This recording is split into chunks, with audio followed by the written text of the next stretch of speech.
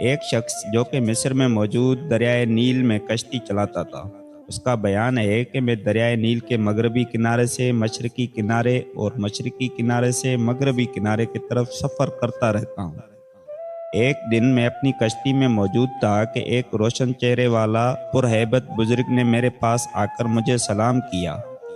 میں نے سلام کا جواب دیا تو انہوں نے ارشاد فرمایا، کیا تم اللہ عز و جل کے لیے مجھے دریا کے مغربی کنارے تک لے جاؤ گے؟ میں نے اسبات میں جواب دیا تو وہ کشتی میں سوار ہو گئے اور میں انہیں لے کر جانب مغرب روانہ ہو گیا۔ ان بزرگ نے صوفیوں والا لباس پہن رکھا تھا، جبکہ ان کے ہاتھوں میں ایک پیالہ اور لاٹھی تھی۔ جب وہ کشتی سے نکلنے لگے انہوں نے مجھ سے فرمایا، میں ایک امانت تمہارے حوالے کرنا چاہتا ہوں۔ میں نے پوچھا، وہ کیا؟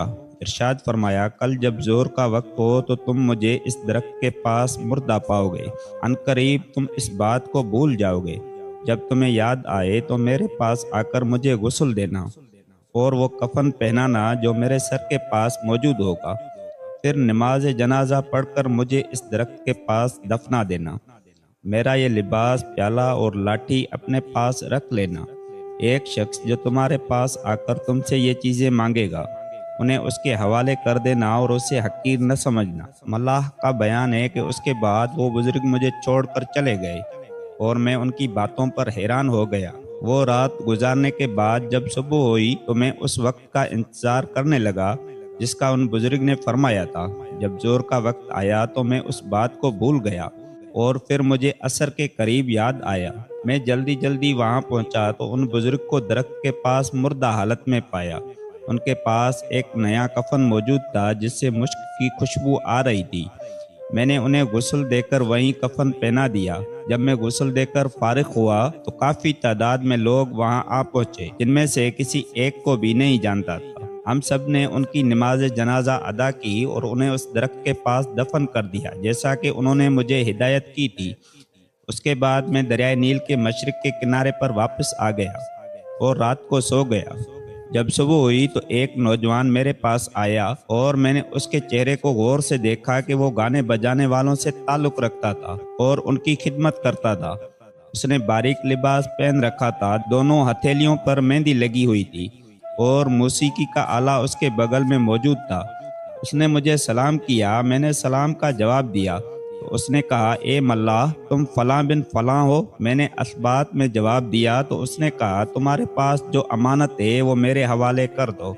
میں نے کہا، تمہیں اس کے بارے میں کیسے معلوم ہوا؟ اس نے کہا، اس کے بارے میں مت پوچھو، لیکن میں نے اصرار کرتے ہوئے کہا کہ تمہیں اس بارے میں بتانا ہی پڑے گا۔